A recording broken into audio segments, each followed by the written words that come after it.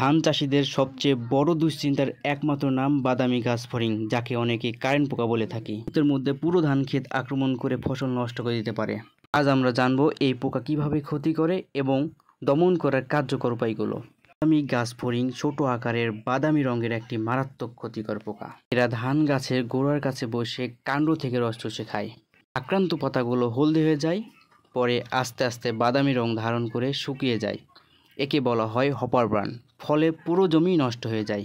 এই পোকা দমনের জন্য করণীয়: জমির পানি কয়েকদিনের মধ্যে শুকিয়ে দিন। 1-2 হাত পর পর ফাঁড়ি দিয়ে আলো বাতাস চলাচলের ব্যবস্থা করে দিন। অতিরিক্ত ইউরিয়া সার ব্যবহার বন্ধ করে দিন। প্রয়োজনে অনুমোদিত কীটনাশক ব্যবহার করুন, যেমন পাইরাজিন 5 গ্রাম পার লিটার, প্লেনাম 5 গ্রাম পার লিটার অথবা সাবা 6 গ্রাম পার লিটার। ধান ফসলকে বাদামি গাছ ফড়িংয়ের হাত থেকে রক্ষা করতে হলে অবশ্যই সচেতন ও সঠিক ব্যবস্থাপনা নিতে হবে। মনে রাখবেন, সঠিক সময়ে সঠিক ব্যবস্থা নিলেই বড় ক্ষতি থেকে রক্ষা।